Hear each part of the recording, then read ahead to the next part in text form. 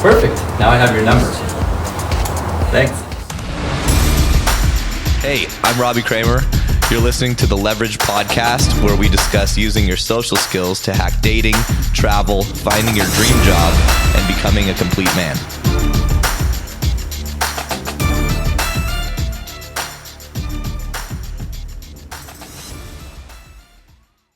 I'm all right, man. Yeah. I'm ready to do the things, do the talks. Sweet. Yeah. You good out there in Ukraine? How was bowling? Bowling was fun. I crushed the competition with my 143, I think. So 143. Watch out. Look out. A few spares, a couple strikes. I was thinking about bowling recently because like my girlfriend and I were having some like difficulties since we last talked. And one of the things that came up was just the non-monogamous rules. And, you know, I have been trying to, she's newer to all this. So I've been trying to set up some kind of structure to the relationship just to have something in place. And every time I would try to suggest like, hey, maybe we should, you know, what would feel good for you? And she was like, I don't know what rule I need yet. And I'm like, yeah, but let's set something up. Because she's like, oh, I think I'll be able to figure it out when I feel bad about something. I'm like, no, because then what happens is when you feel rough, it's probably going to be like all the way out over here. If we set something up, then we can always like tighten or loosen it up, right? But at least it's like bouncing within here. It's like bumpers at the bowling alley. That's what I was thinking of. Like set up some bumpers. And if we need less bumpers, take away some bumpers. If we need even tighter bumpers, set up tighter bumpers. But let's not do nothing because then, you know, gutter balls will fucking suck. Yeah, that's a good metaphor. I like the bowling's been on my mind. Thank you. Well, it's good to have you back on the show, man. Happy to be back, sir. With all the leverage, do you have a name for your listeners? Like I have fan whores and whoreheads. Do you have? Are there the like leveragers or the levies? The levies. That's much cooler than yeah, I guess you could call it the levies. I like the man whores are a lot cooler than the leveragers. But I was thinking about actually changing the podcast name. One, you might get a kick out of this. One guy suggested calling it the Anti-Pickup Artist Podcast because I can't stand pickup artists. But at the end of the day, most of the people listening to this show are coming for, you know, advice on how to meet women. Yeah. So I thought that was kind of a funny twist. I actually like if it's not taken, I like the anti-pickup artist podcast. Boom. I know exactly what it is. Right. And it's not too wordy and it has the SEO of pickup artist in there. I like it as is. Throw a subtitle on if you want to, but I think anti-pickup artist podcast is wonderful. As long as it's not taken. Yeah. Yeah, I've got to check. But I thought it was pretty good too. So if you guys are listening and you have feedback, just you know, drop me a line and I'd love to hear it. So I keep forgetting that we're recording. I was just like, oh, what's up with Robbie? No, man. I like I was telling you before we started recording, I love the background. I love the t-shirt. Mm-hmm. This is what a sex worker looks like, right? I'm exactly what you picture when you think sex workers. Am I wrong? I mean, you are the hottest thing on OnlyFans. So I fucking wish. I just posted a video so disgusting and filthy that I have overpriced it on purpose because I'm like, I don't want a lot of people to unlock this. I would rather like 2 or 3 people own this video than like a bunch of people for less. Cause like, man, my asshole got a lot of action in it. And I'm like, I still want to get cast in something one day. And I don't know if I need that one like lingering around. I feel like people could forgive a lot, but like an anal sensual domination video might be a little too porny for Disney. So like I'm selling it for $200 in the DMs. And like, if you got 200, you can see 20 minutes of me. After that, I'm good. You know, like this is not a $50 video. Wait, the internet cut out exactly when you said you can see. Can you repeat that? Or maybe we should leave it up to. Yeah. For $200, you can see blank. No, it's like my this like really hot femme person. Angel Amore. They've been on my podcast. Total hottie, really fun guest. And we did a couple scenes together. One was like a pussy eating scene. So I have those pinned on my page, and they're much more reasonably priced. But the other one was a sensual domination video. So like they tied my hands behind my back, and they spanked my ass, and then they ate my ass, and then they fingered my ass, and then they took a variety of sex toys and played with my ass with that. And I was like, yeah, this feels like a $200 video. Yeah. I mean, it sounds like a good time. So, I mean, if you can get paid $200 and get all that action, who's better than you? The one $200 video I did get, I did sell a $200 video. Somebody requested a custom. He wanted me to blow up and pop balloons in my underwear for like 20 minutes. Easiest job ever, right? Yeah, man. And at the end, I just had to like jerk off and come on one of the balloons, but like that's easy. Yeah. Really, the more difficult part was finding balloons. Right. Luckily, I might be one of the few people who are like, one of my dear friends is a professional balloon artist. So she had a plethora. Balloons.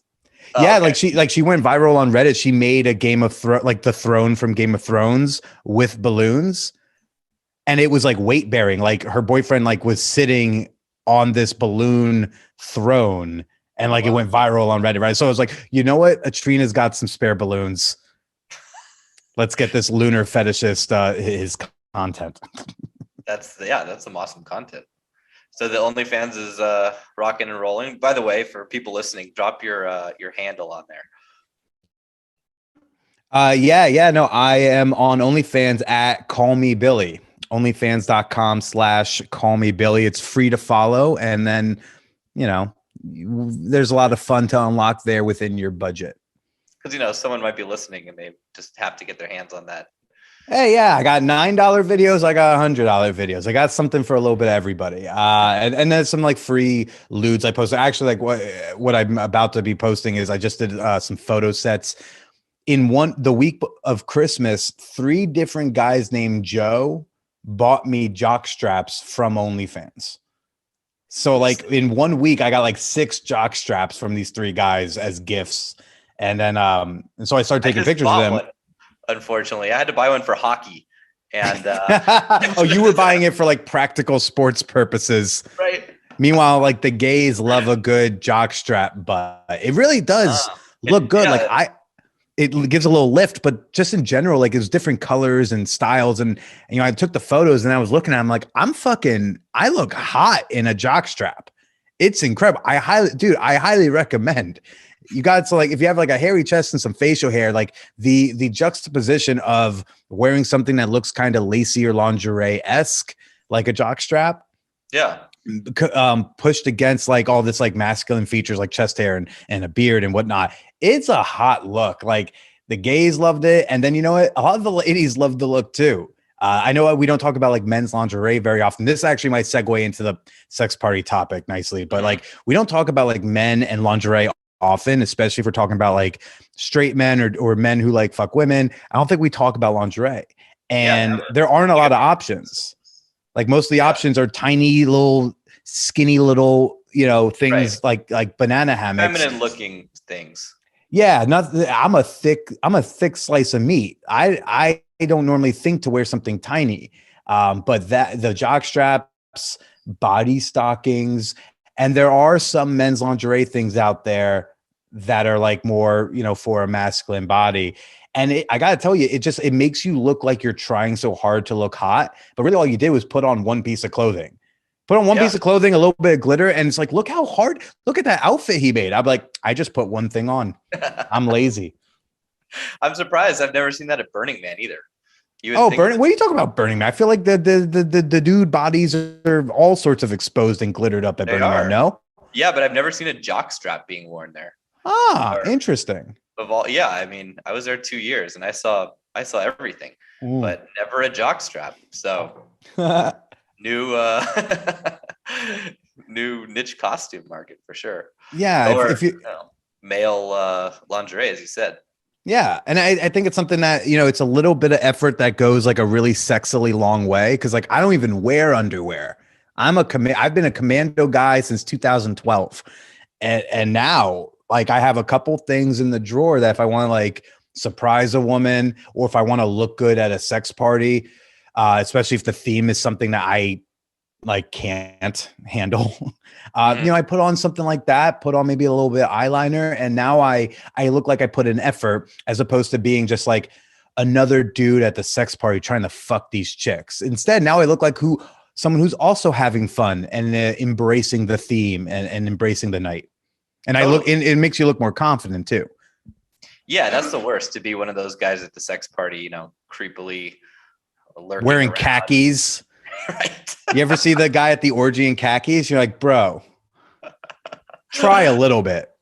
Yeah, usually they do some sort of costume theme or some sort of theme, right? So you avoid that. But speaking of sex parties, we talked about we brushed on that a little bit in the last episode, but we didn't get to go in it as much. So it's been a minute since I was, heavy into the sex party scene. I was basically like from maybe 2013 to like 2016. That was kind of like the focal point of my sexual life. I was like, at first I had a girlfriend and we were going to sex parties together, and then we broke up, and then I was taking random other girls, and I had another like 3-way relationship, like 2 girlfriends, and then I was taking them to sex parties. But it was fun, to say the least. Definitely a lot of drama as well, and there's some Burning Man sex parties mixed in there too, some orgy tents, orgy domes, whatever they call it. But I'd love to hear your experience, because you don't talk to people very often that have like actually been in this world and understand it. So how did you find your way into the sex party scene? Well, it all started on Craigslist, as I feel like many a sex party journey begins. I went to college in New York City. I went to NYU. I keep forgetting that we're doing video. So I'm a podcast guy who doesn't do video. So when I like scratch my nose, I'm like, no one's going to fucking see that. Oops. Okay. I think most people listen to this anyways, but if you do want to watch, you want to watch me scratch my nose, show up to the YouTube, everybody. So in college, I went to NYU, and Craigslist was very abundant here in New York City. You had a lot of posts going on. And senior year, I answered an ad for a bukkake. And it was wonderful. It was a really nice bukkake. It was just a lady and her fella, and she wanted to suck a bunch of dicks and have people come on her. Great. In fact, when I showed up, I could even tell more so that it was for her, because one, it was her place. Like we went to, I show up, it's in somewhere in Brooklyn. It's this beautiful brownstone, 2 or 3 stories. It's all hers. She owns it. And it was like Christmas time, I believe. Sorry. And, before we got started, we did the boundaries talks and like what they wanted us to do and everything. And before we got started, she said, and there was like 5 of us there, and she says, by the way, if y'all don't mind, for me, would you all mind if I can get like a picture with all the cocks under the Christmas tree? Just for me. And I was like, oh, cool. Like, this is clearly she's the one who wants this to happen, because why would she request such a thing? So that was cool. And we, she sucked the dicks. It was pleasant. She sucked mine first, which felt like an honor. She was like looking around in a circle. She's like on her knees and she's looking around. She's trying to be like, who do I suck first? And then she kind of looks at me, and I was 21 years old at the time. I was the baby of the group. And she's like, something about being like young, dumb, and full of cum. And then, and I was like, yeah, this is great. It was also like my first time, engaging in sex with other men around. Right. So we, sucked the dicks. We came on her, beautiful, fun time. And then I started realizing, okay, so this is something I could have fun doing. I realized in college, like if I am comfortable with another dick around or more dicks around, I increase my chance of getting my dick sucked by virtue of I can answer more ads, right? Because I can answer the MF for M, I can answer the MF for MM or the F for MM ones. So cool, there's more posts I can answer. If I answer more posts, there's a better chance I can get my dick sucked, so long as I'm okay and don't freak out about the other penises in my proximity. Easy enough. And then I answered an ad for bukkake after I graduated. And this guy, turns out he runs like bukkakes on the regular. in New York City. He used to call it the Bukkake Social Club. Very pinky up of him. Yes, it is. Martini Bukkake Fest. Yes. Are you attending the next Bukkake for the Bukkake Social Club? Oh, you weren't invited. That's such a shame. And I, he would re-invite me to them. And I didn't even know there was a cover charge. I was 22 years old. I would not sign up for a cover charge Bukkake. And it turned out like he took a liking to me. So when he would go around the room, he was like, okay, everyone just introduce yourself and give me your donation. And I'm freaking out. Like, I didn't know there was a donation. What? Right. He would go around the room and everyone would do that. And then you get to me and he was like, and Billy, you already took care of that. Great. And I'm like, yeah, totally. Hi, everybody. And then he would just keep going. I was like, oh, Billy's getting special treatment there. So the Bukkakes were fun. Again, just like these like gangbangs, Bukkakes, these women who were just like really excited. They had like a lust and thirst in their eyes to just like be drenched in cum or to get fucked silly by a large group of men or whatever. So this guy, Jefferson, and he's been on my podcast. I think he's like episode 15 or 16 of the Manwhore podcast. And Jefferson, he invites me to his birthday orgy. But his birthday orgy is being hosted at a venue called Hacienda. And Hacienda, they throw regular sex parties or whatnot.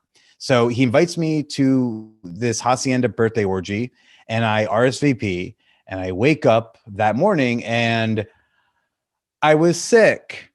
And this is this is 9 years ago, 10 years ago. This is pre-COVID. This is I chose to stay home and not be an asshole and bring my cold to the orgy. I denied myself sex for the health of other people. I know it's a novel idea to everybody, but sometimes we can be selfless.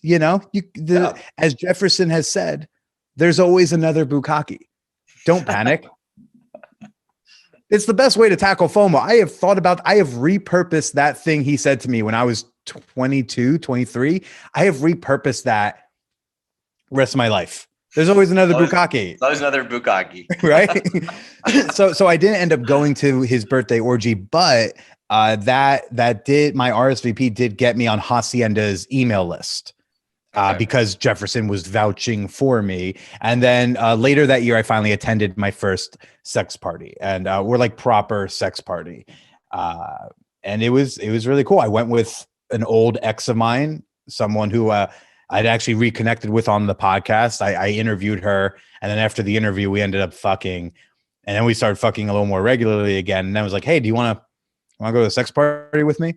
And she's like, "Sure." So yeah, that's how I started going. Was I answered an ad for a Bukkake, and one thing led to another, and I was invited to this beautiful, sex positive, consent driven, queer inclusive, just artsy Bushwick community. Hacienda is not just I do not work for Hacienda. I am not formally endorsed by Hacienda. Just I have a passion for this community that I'm in. It's just a wonderful community of people. It's not just about the sex party. It's not just about fucking. It's like a cool house party where sex also you go to a house party and sex sometimes happens in like a side room, like kind of no one knows, but we all kind of know, hey, Jim and Samantha went into the bathroom. They've been in there for a while. Right. It's like that, but you could fuck out in the open. And you can still fuck in the bathroom. Yeah. Right? Like you can fuck in the bathroom, but you could also fuck in front of us. Totally. That was kind of the coolest thing for me because, I had certainly, like you said, been to a million of those house parties where people have, randomly started fucking in the other rooms. And, sometimes you even go in there and you try to watch them or whatever. And, maybe like I had that, I think that was like the first sort of like group sex I ever saw was, I don't know when it was, but just people. You watching a buddy at a house party, yeah, basically like a bunch of people, they kind of like invited people to watch. And it, one thing led to another. So, but when I attended the first sex party I went to was, back in LA, I was like, wow, this is cool. Cause like you meet people, you could just fuck them here. And everyone else wants to watch, like if I went with my girlfriend at the time and we had sex in like a hallway full of mirrors, and there were just people like walking back and forth, and one guy like dangled his dick in front of her, and she was kind of like turning away. It wasn't as consent driven as your party sounds like, or hacienda. This was more of just like a house party that was definitely not well enough. The rules weren't very strict, and they needed to be, which sounds, and that's a big part of sex parties, being good or not, or having people, wanting to come back. So my question about hacienda and the parties we've gone to, what do they do about controlling the ratio? What do they do about consent? What do they do about the rules beforehand? Because there was definitely like, this was in like 2013, and many parties I went to after that, there was definitely more sort of house rules, and there was more talk about it. But that was always one of the issues that a lot of the girls would kind of, find in these parties. There'd be guys running around just like whipping out their dick, kind of, doing those sorts of things that turn people off. And then obviously you get that shitty situation.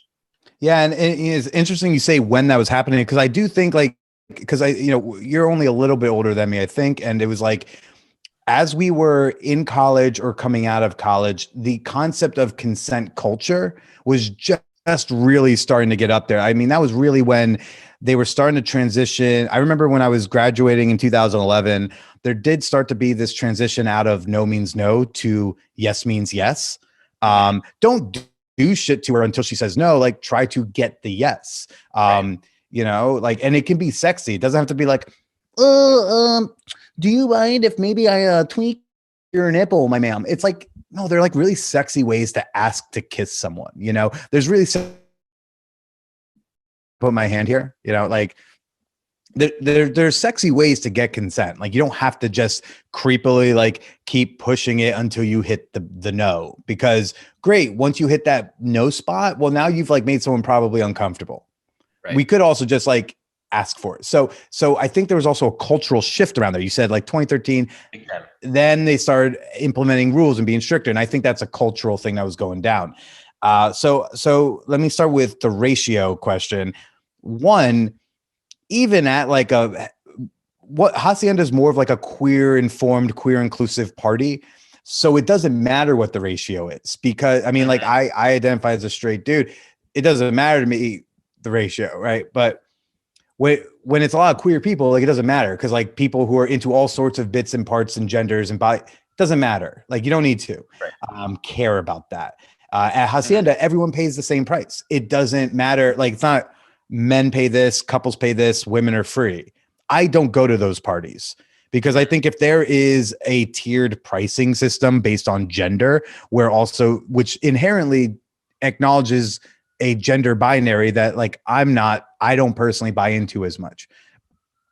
So as soon as you have that, I feel like you're going to get guys with entitlement attitudes right off the bat, because they know that they paid more. They probably paid a lot. They might pay $200 and the women paid $50, right? And they know that. And so there can automatically be this idea of, one, I paid $200. I got to get my money's worth.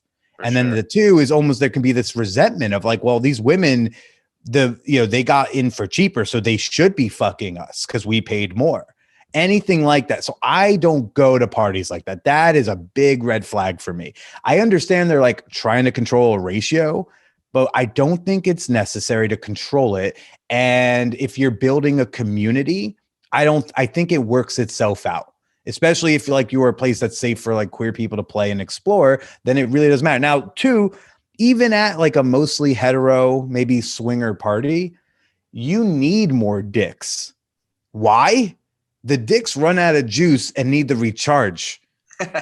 You need readily available cocks that like you might be interested in.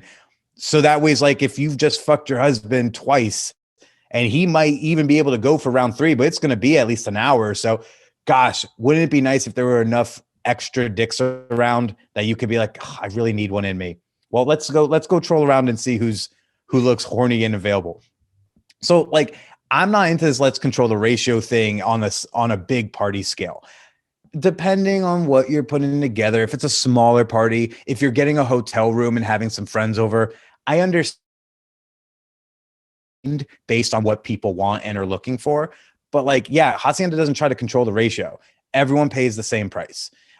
They may pay different prices, like there's a member rate and a non-member rate. I remember in the early days of Hacienda, the tickets were cheaper the earlier you bought them, but never based on gender or couples or whatever. Also because, hey, poly people, well, if it's a couples rate, what do you do when they got a triad? Or if you have like a kind of a four-way cluster going on? So they don't do that. What do they do about rules and consent culture? That's really important. I think a sign of a good party, and by good party, I mean also a safe party. So the signs of a safe and good party are going to be if they mention consent before you ask about it, right? So Hacienda has a mandatory orientation for newbies. So if you're new to the party, or if you're bringing someone new to the party, because it's a referral system, you have to be referred and vouched for and everything, or you have to be the guest of somebody to be guest of a member. So you have to go to this workshop beforehand, and they do a whole thing. It's fun, and it sets a good, fun, flirty vibe, and they do some like some activities to like loosen people up, also to get them practicing saying no. Yeah, icebreakers, like. They'll be like, this is when you go the first time, like they take you into this, like, you have to go early. You have to go at 9:30 before doors open at 10. But if you're new, you have to go at 9:30. So it's really important to be on time, because like you have to go to this. You're not allowed in the party if you have not sat through at least one of these consent workshops. That's great. And it's about a half hour. They do things like, okay, go up to somebody and ask them for something, and the other person's going to say no. And usually you'll do something ridiculous. Be like, hi, I'm Billy. Could I have your social security number? And then they will practice saying, no, thank you. That because they teach that like rejection is not a bad thing. Rejection is someone saying no is them taking care of themselves. You don't want someone to do something with you that they don't want to do. So if you ask them to suck your cock and they say no, thank you, or not right now, or maybe later, like you should say thank you, because you would hate for them to suck your cock if they didn't want to. Of course. That's what happens when we decenter ourselves and our horny dicks in between our legs, and we actually think about the other person. Right. So, yeah, you have to sit through that whole workshop, and they lay out all the rules, and they talk about safer sex practices.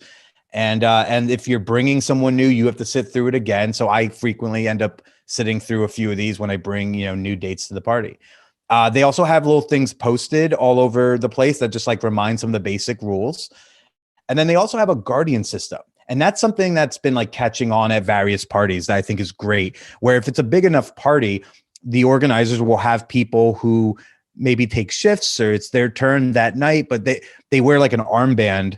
And if you have a problem, if someone's making you uncomfortable, or if you're just feeling nervous and don't really know what to do, you can go just talk to this person. That person is going to socialize with you if you're feeling anxious, or they will handle an issue if there is an issue. That person's there to help you. And, so Hacienda has them in shifts, and there's a few of them throughout the night. And that's another way you like kind of make a safe environment. And here's the thing, and it goes back to the ratio question. When you make a safe, fun party, marginalized people who tend to be at risk for sexual assault, which happens to highly include women, men can be victims of sexual assault, but not nearly at the rates that women. Cool. So women can, when they see that it's a safe and fun party, tend to want to go to it. As you've expressed, when they go to that party where the guy's just like waving dicks in front of them and going, right? They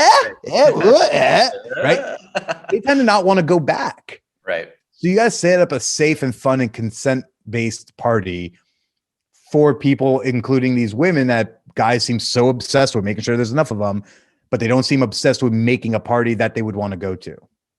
Right. The question of like, how do you get enough chicks is inherently thinking about the dudes who fuck women before it's thinking about anyone else. And the party's not for just the dudes who fuck women. The party should be for everyone. Yeah, I think the parties that I originally were attending were run by, I guess, the party is always a reflection of the person running it. Right. And this was run by a guy, I think his name was Peter, and they were, his goal was to like fuck young chicks and to like, so it was pretty obvious kind of what the ratio was, the shit was going on. And the whole vibe was very much Couples had one price. For guys to go solo, it was like outrageously expensive. Right. Women who they called unicorns could go for free. And then there was like a mixture of like prostitutes there at some of them. So it was. And you have to invite them because not enough, like, I mean, not that there's anything wrong with sex workers going to parties or working a party if people know that they're sex workers. I think that's fine if the attendees know, hey, if you're striking out, there will be some women there who like would love to make an arrangement with you. But generally, like a lot of guys end up having to invite, escort friends to like be at the party to like act as fillers because the women who don't escort don't feel safe at your party. And that's instead of trying to fill it with more escort women, how about just make a party that's dope and safe? Yeah. Have you heard of Sanctum? That was, I've heard of it. I'm not familiar, but I think it's like a very lofty kind of, I think it's like an expensive party. Yeah. I went to one of like the very first few that they had. And then he started selling like $150,000 memberships and crazy shit like that. But the guy running it basically just wanted to bang my girlfriend.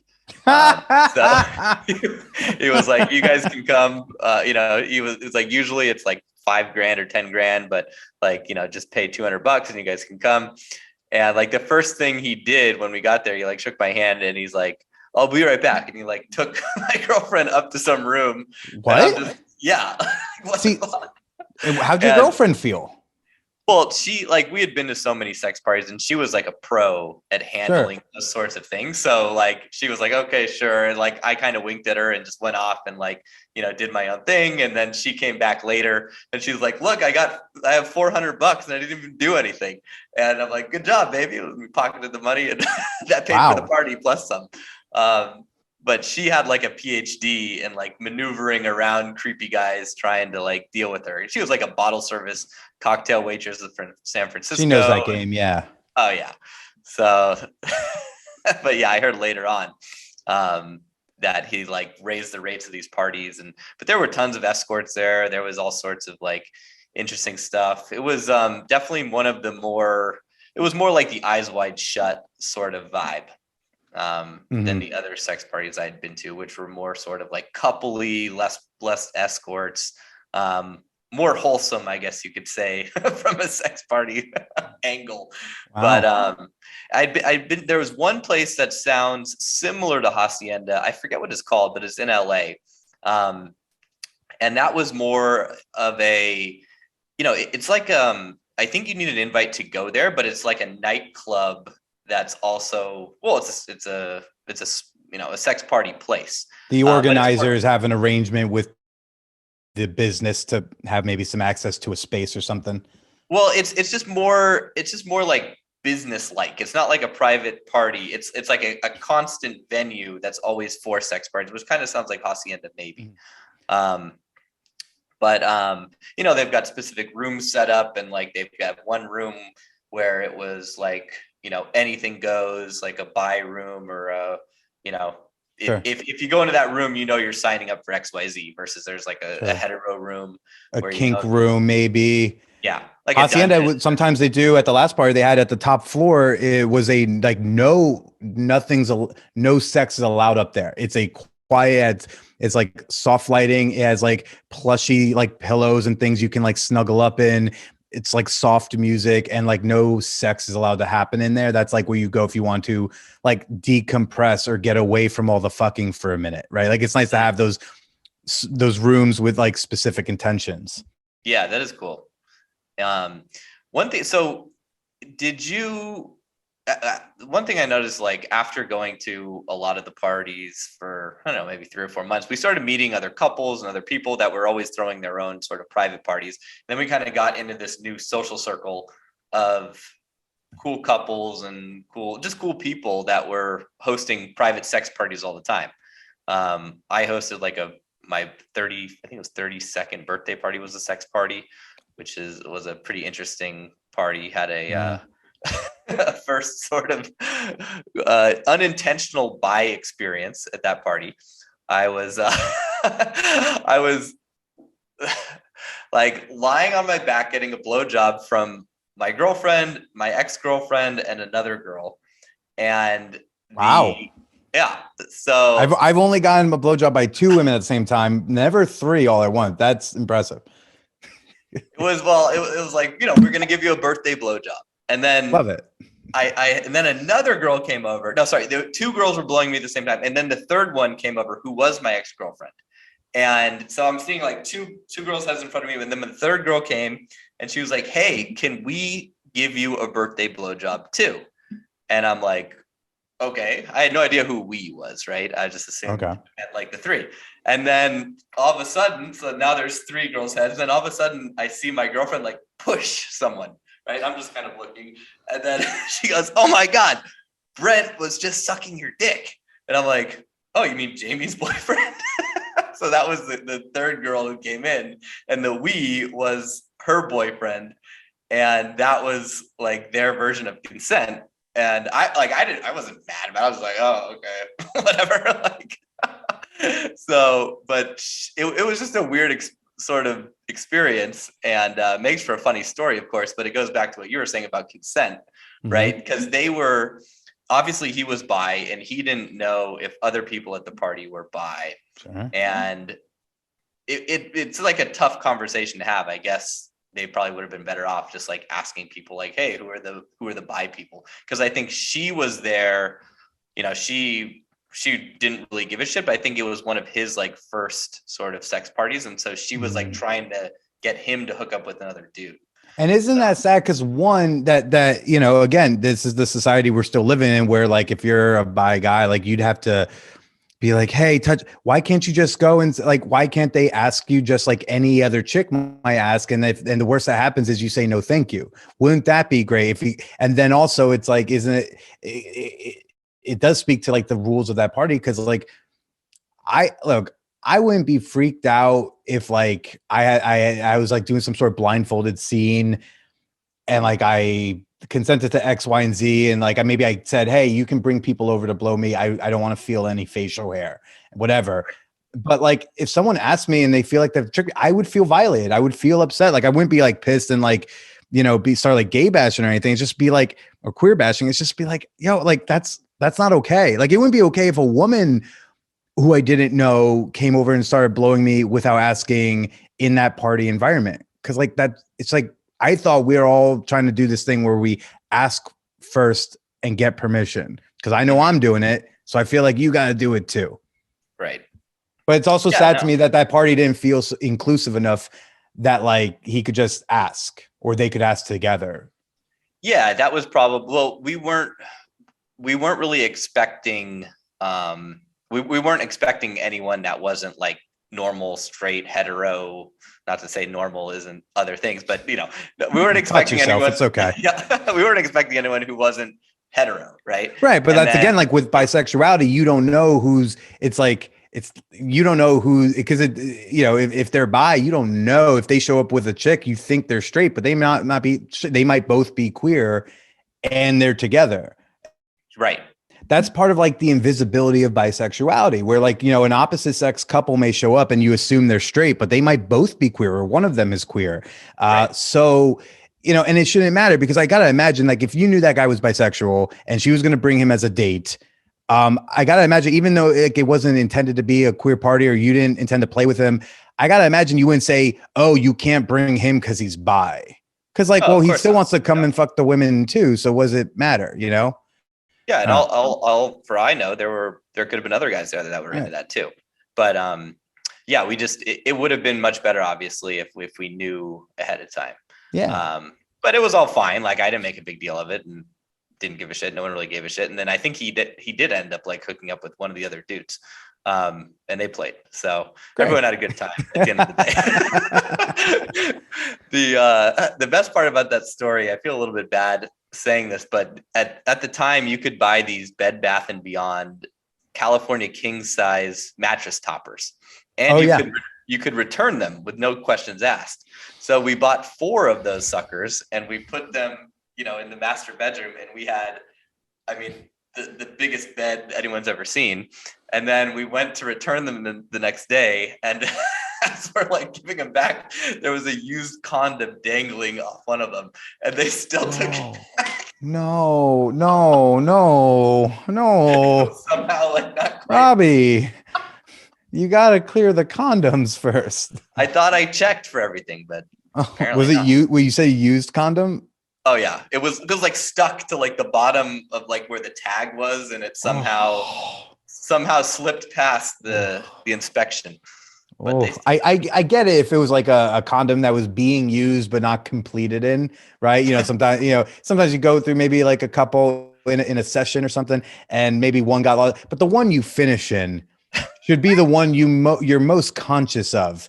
As soon as should have look, been. I don't care if it's a sex party or it's one-on-one. When you come in the condom, when you take the condom off your dick, it goes to a trash. You do not put it aside to throw it out later. I don't Okay. think this one was actually like finished and Thank finished. fucking God, because those people, I can tell you're not getting paid enough.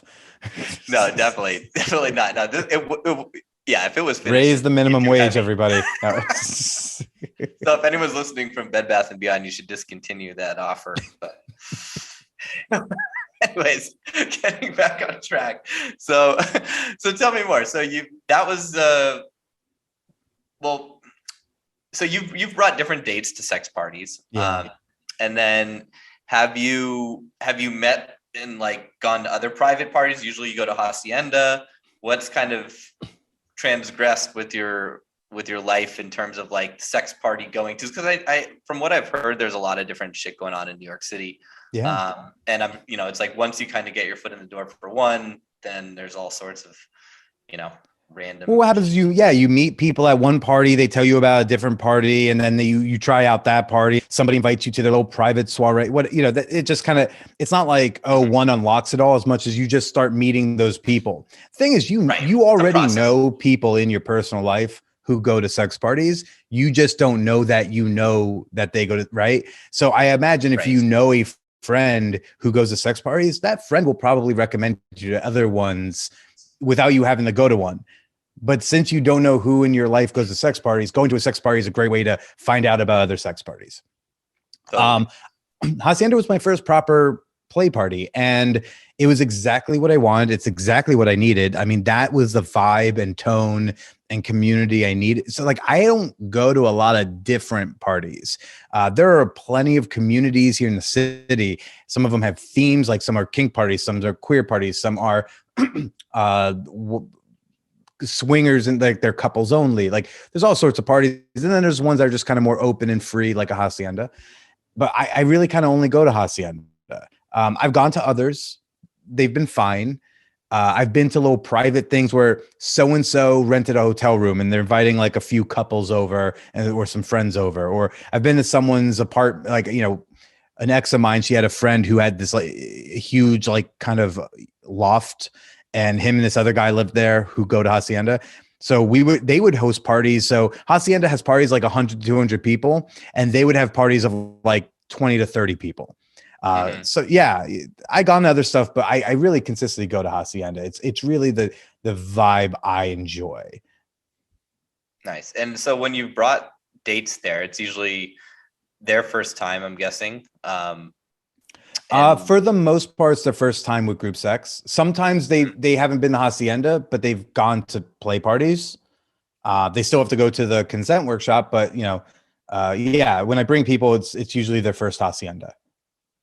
And what typically happens when, have you seen any like patterns or trends when you bring a date versus like how long it takes them to kind of feel comfortable or acclimated to it? Mm-hmm.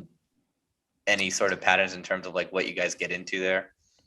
I think it depends on the date. Like it depends on her and depends on the night. Mm-hmm. I have had ones where I had one woman I brought, we hadn't been dating. Like we met for a drink once to see if we click enough to bring her to this sex party. We clicked enough, like we made out, and then I brought her to the party. It ended up being too overwhelming for her. She left after about like an hour and a half. But I stayed the rest of the party. I think I fooled around with someone. And then I've had ones where it was like fucking bananas, bonkers. It was great. I've had ones where like we meet another person or other people to play with together. I've brought them to parties where we don't actually do too much there, but we take in the vibe and then we go home and we fuck. I've had all sorts of experiences bringing dates to parties. My concern is always just making sure she is comfortable. She feels safe. She knows that like, she is my priority that night, that like, I'm not going to bring her to an orgy and then like a couple hours in, like we fuck. And then I just ditch her and walk around by myself to fuck somebody else, to let her know like, hi, we're there together. Unless we set up something otherwise. Right. Yeah. Have you ever had the situation? Because I've had Burning Man a couple times. Burning Man is it sounds a little bit like Hacienda, except the consent is like really lacking. In a lot. Yeah, it kind of can go camp to camp. You know, some camps might set it up, but others don't. So if you go in, it's kind of like gun laws in this country. It's like you go into one state, it's one set of rules. You go to another state, it's a whole different set of rules. So you know, yeah. Totally. Where I like went to the sex party with a girl, but then she just basically disappeared. And then, you know, I was like, okay, cool. What do I do now? Was she like a partner of yours, or was just someone like you had met and you went with her to it? No, she was a partner. But she kind of had her, I guess we sort of had like a miscommunication in terms of like what was okay and what wasn't. How'd you feel when she left? Oh, horrible. Yeah. It was like the worst thing ever, because I was like expecting one thing. And then she basically like went off with another guy and like did like what I wanted to do with him and like excluded me. And I was like, yeah, this sucks. This is about the worst thing I could, you know, I could think about what could happen.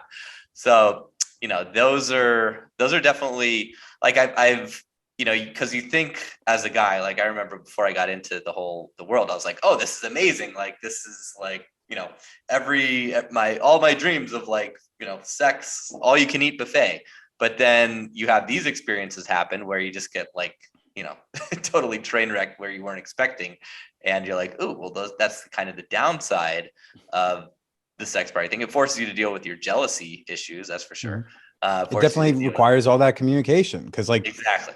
I would like to think that if the communication, if there wasn't a miscommunication and she knew that you didn't want to be abandoned at the orgy, I would like to think she wouldn't have done it.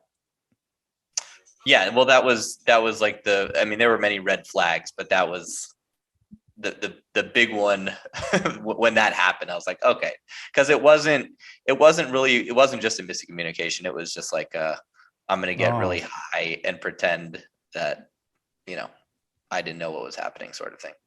Oh, that sucks even harder. I'm sorry to hear that. Yeah, it was rough, but it was a good learning experience. So, yeah. So yeah, I mean, those are kind of the interesting, and I've had, I mean, that year at Burning Man, I think I had that happen, and another thing that was like close to that, which was, you know, I wanted to leave one of the orgies with the girl who was like a girlfriend, and she was like, no, I want to stay. And were you like tired and you wanted to go home? Yeah, basically. But she was also like totally tired, and like I think people were doing DMT. So she was like wanting to stay to do the DMT, but there was like just way too many like, you know, unsavory characters there, and I didn't really trust the situation, and I didn't feel comfortable with her staying, but she wouldn't leave. Sure. So I was like, all right, well, I guess I'll go back to the RV and then come back later, and it was just like, you know, not a good scene in there.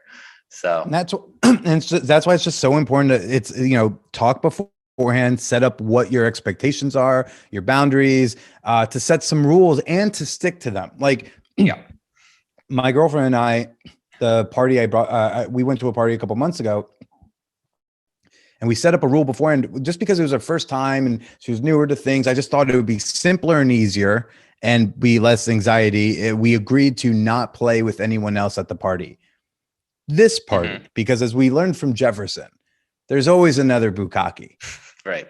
So, you know, she clicked with this other chick, and at one point she asked if I want to play, and I had to remind her, I was like, I think we should really stick to the rule we had, even though we both, like, I wanted her to fuck around with this chick and hopefully she wanted to hook up with me too. And like I was down and she was out, but it's good to just stick to it. So that way no one feels like any pressure, because you don't want to bring it up, because then the other person's like, oh gosh, am I going to say no because I don't want to and then ruin your No, we don't even ask, because we set up this rule. And if we realize, oh, I was definitely comfortable having a threesome with you and this other woman, after the party, maybe the next day, we say, when we like kind of debrief it, we can say, wow, like I really wanted to hook up with her. Like I did too.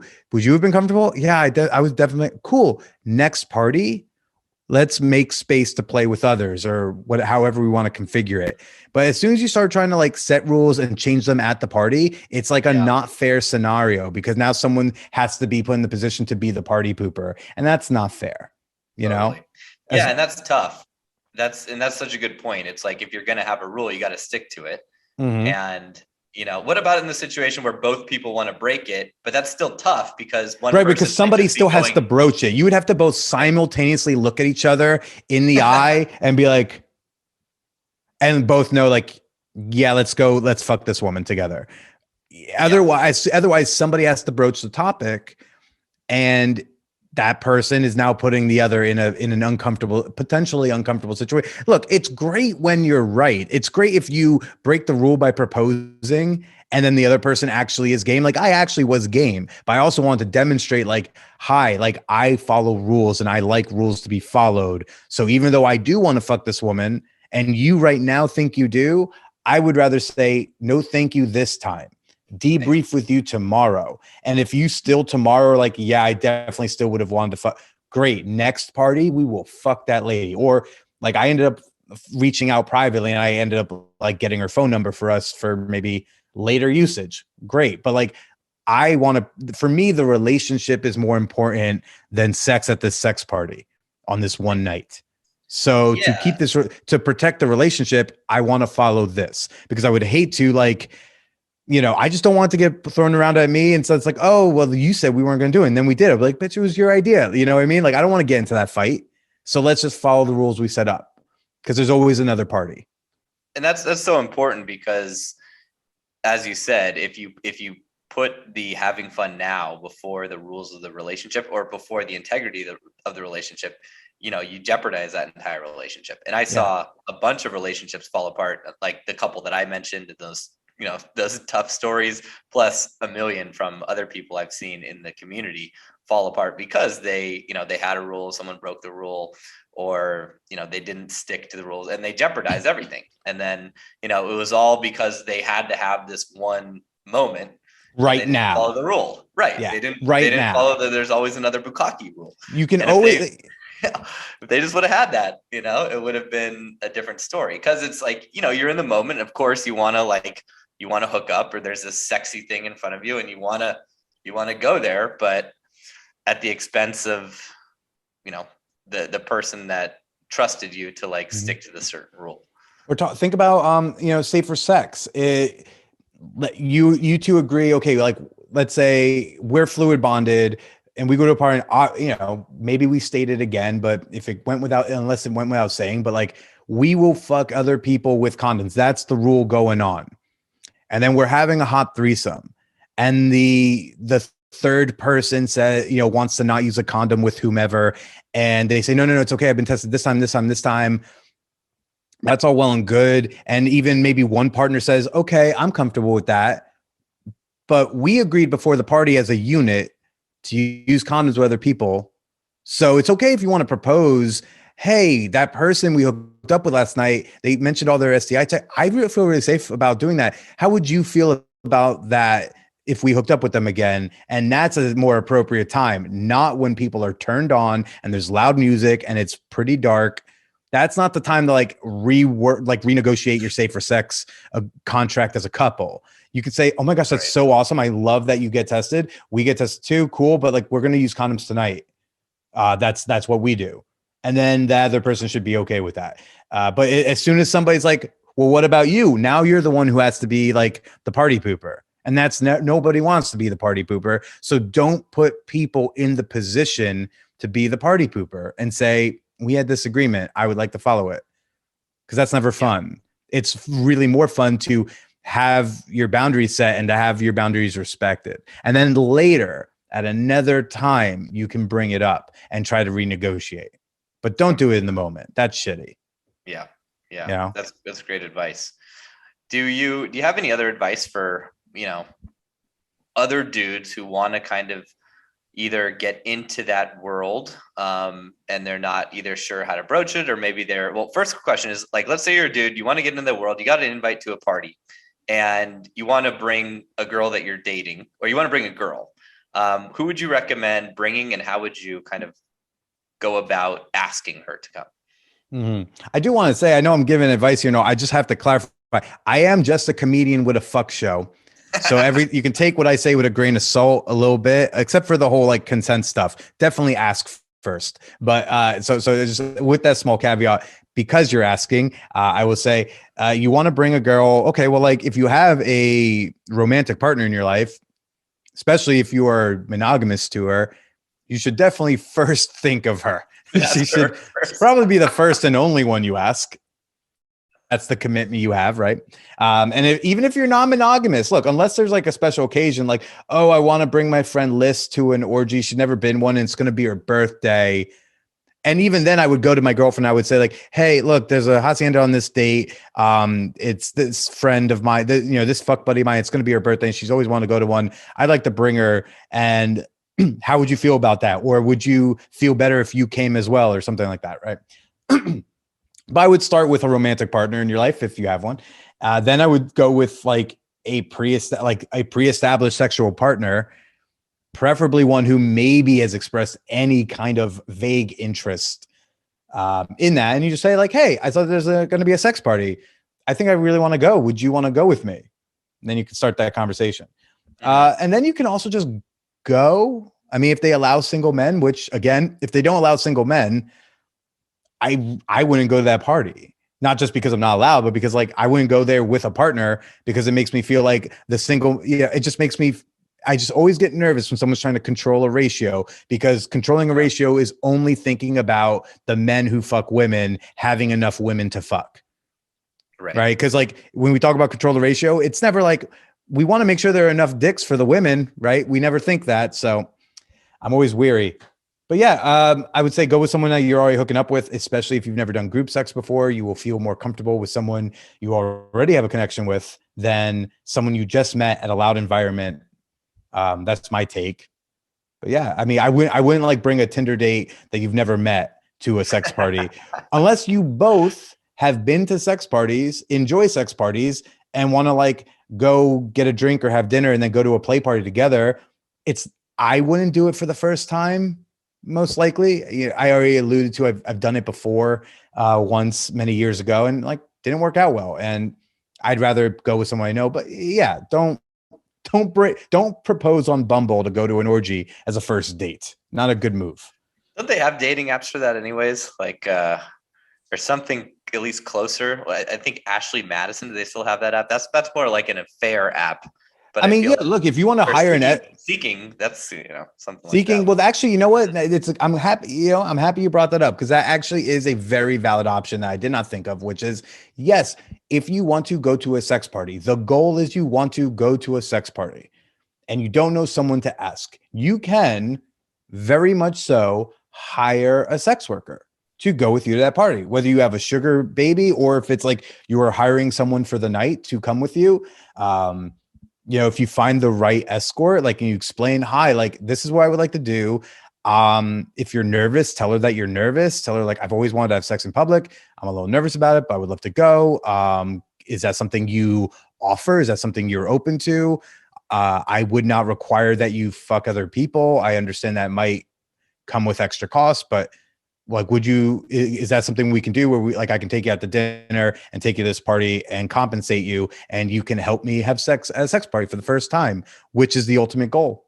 I think that's a very valid option. And some people do it. You can totally do that.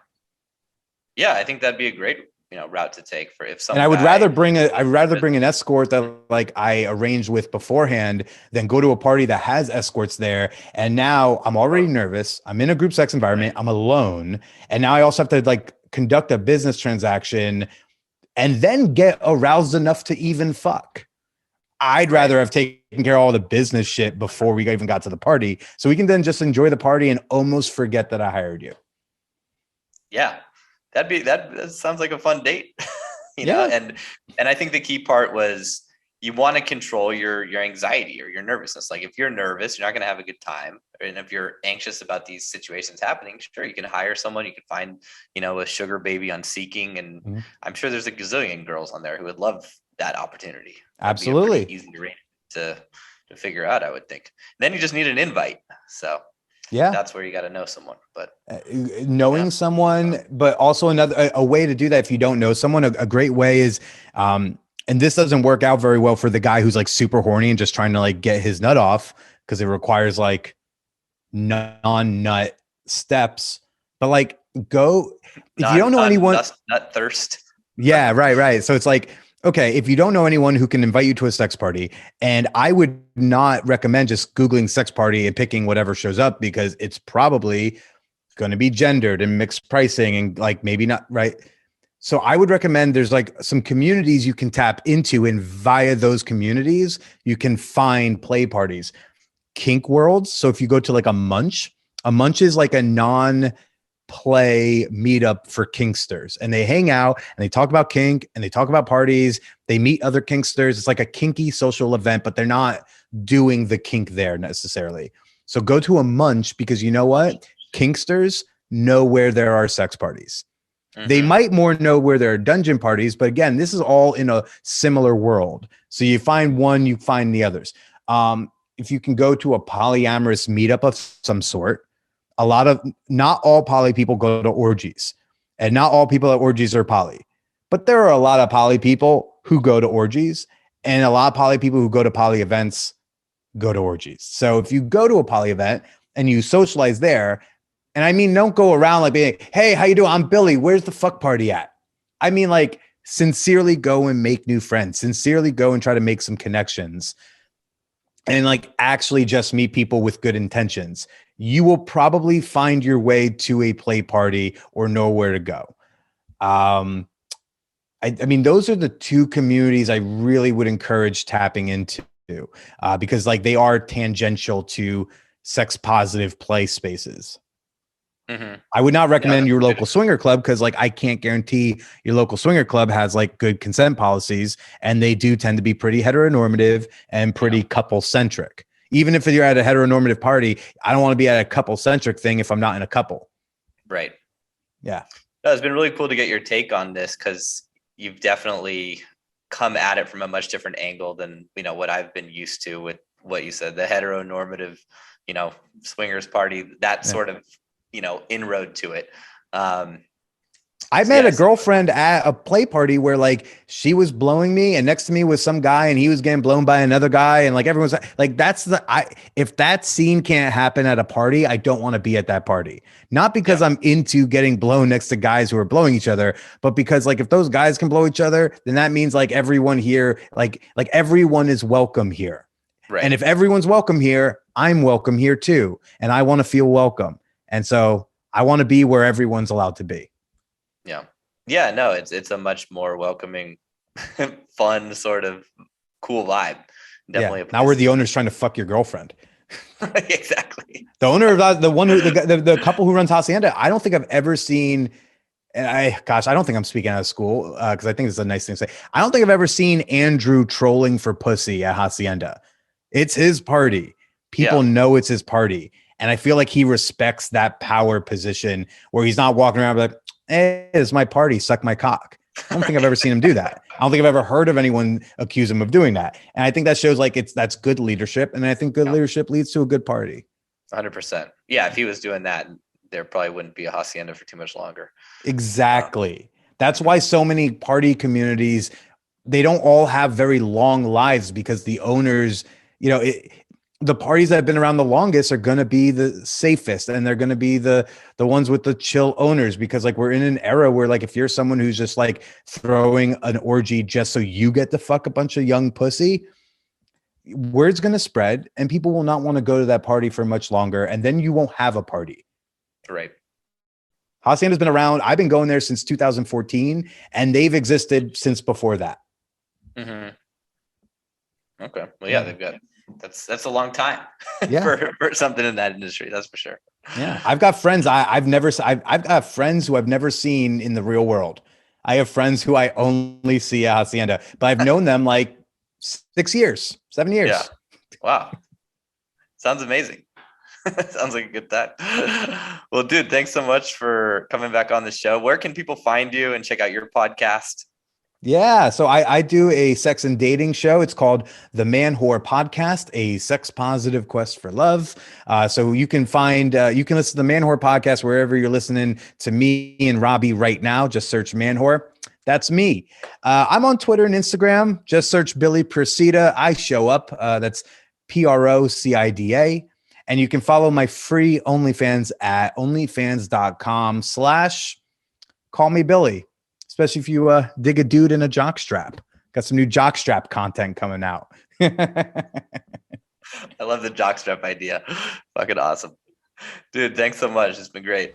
Thanks so much for having me. Thanks for listening. If you want more, go to innerconfidence.com and don't forget to subscribe to this podcast for the latest episodes.